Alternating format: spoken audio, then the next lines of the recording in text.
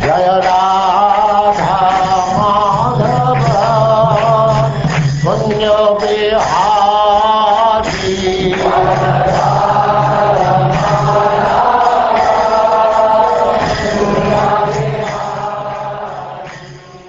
And now chapter 21. The Gopis glorify the song of Krishna's flute.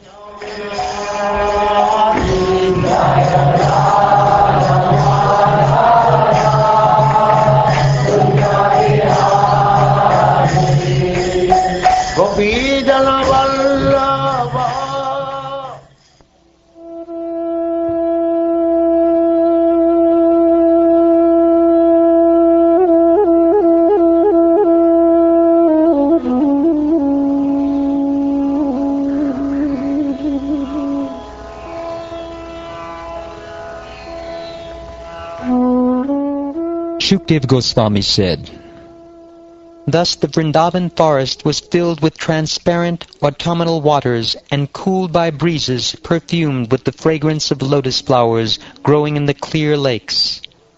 The infallible Lord, accompanied by his cows and cowherd boyfriends, entered that Vrindavan forest.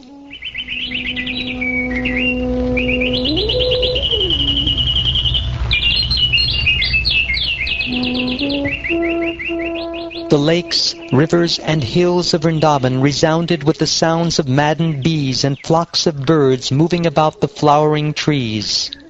In the company of the cowherd boys and Balaram, Madhupati, or Sri Krishna, entered that forest, and while herding the cows, he began to vibrate his flute.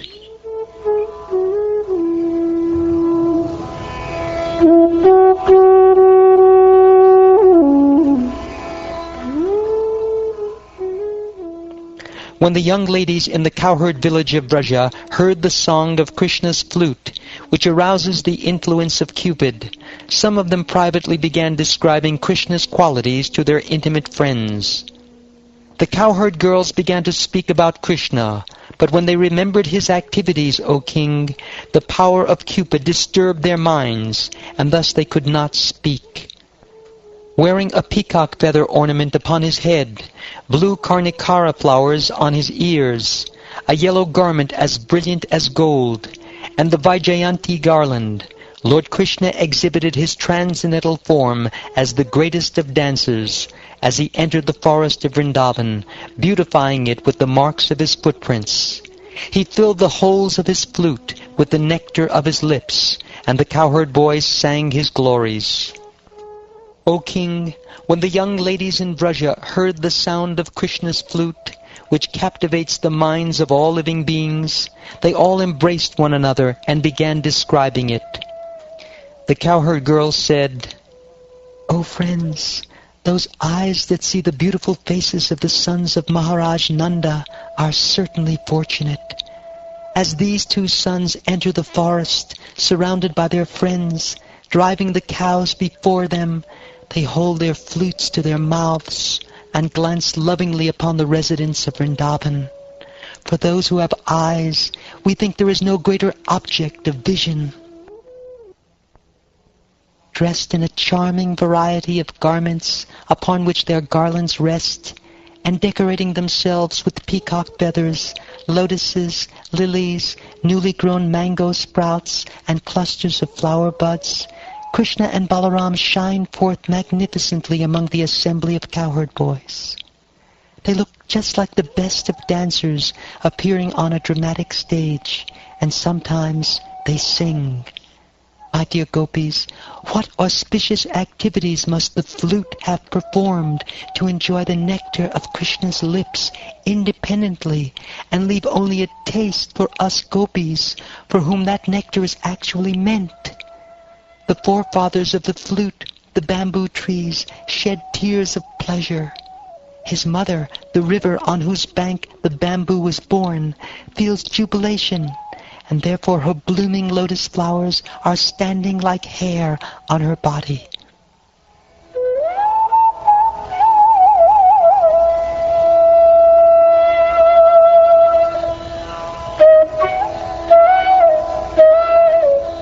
O friend, Vrindavan is spreading the glory of the earth, having obtained the treasure of the lotus feet of Krishna, the son of Devaki. The peacocks dance madly when they hear Govinda's flute, and when other creatures see them from the hilltops, they all become stunned. Blessed are all these foolish deer, because they have approached Maharaj Nanda's son, who is gorgeously dressed and is playing on his flute. Indeed, both the doe and the bucks worship the Lord with looks of love and affection. Krishna's beauty and character create a festival for all women. Indeed, when the demigods' wives flying in airplanes with their husbands catch sight of him and hear his resonant flute song, their hearts are shaken by Cupid, and they become so bewildered that the flowers fall out of their hair and their belts loosen. Using their upraised ears as vessels, the cows are drinking the nectar of the flute song flowing out of Krishna's mouth. The calves, their mouths full of milk from their mother's moist nipples, stand still as they take Govinda within themselves through their tear-filled eyes and embrace him within their hearts.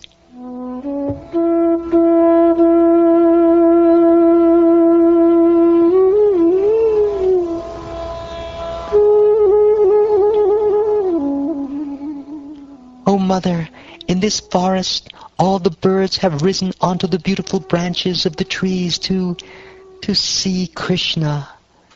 With closed eyes, they are simply listening in silence to the sweet vibrations of his flute, and they are not attracted by any other sound.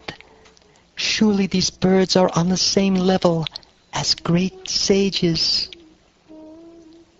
When the rivers hear the flute song of Krishna, their minds begin to desire him, and thus the flow of their currents is broken, and their waters are agitated, moving around in whirlpools. Then, with the arms of their waves, the rivers embrace Murari's lotus feet, and, holding on to them, present offerings of lotus flowers. In the company of Balaram and the cowherd boys, Lord Krishna is continually vibrating his flute, as he herds all the animals of Vraja, even under the full heat of the summer sun. Seeing this, the cloud in the sky has expanded himself out of love. He is rising high and constructing out of his own body, with its multitude of flower-like droplets of water, an umbrella for the sake of his friend. The Aborigine women of the Vrindavan area become disturbed by lust when they see the grass marked with the reddish kumkum powder. Endowed with the color of Krishna's lotus feet, this powder originally decorated the breasts of his beloveds, and when the Aborigine women smear it on their faces and breasts, they give up all their anxiety.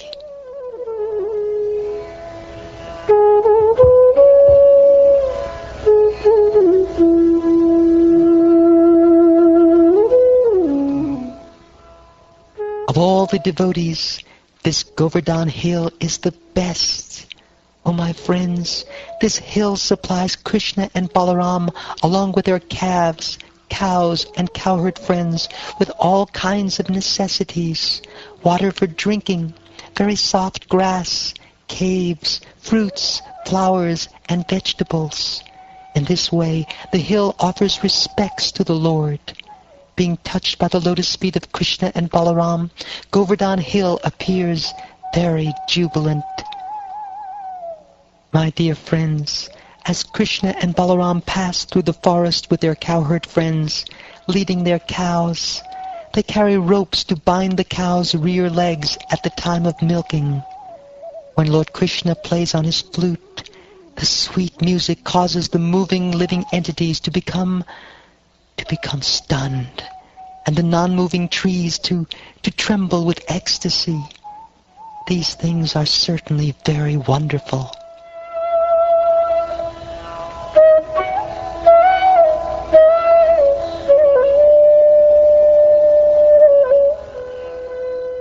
Thus narrating to one another the playful pastimes of the Supreme Personality of Godhead, As he wandered about in the Vrindavan forest, the gopis became fully absorbed in thoughts of him.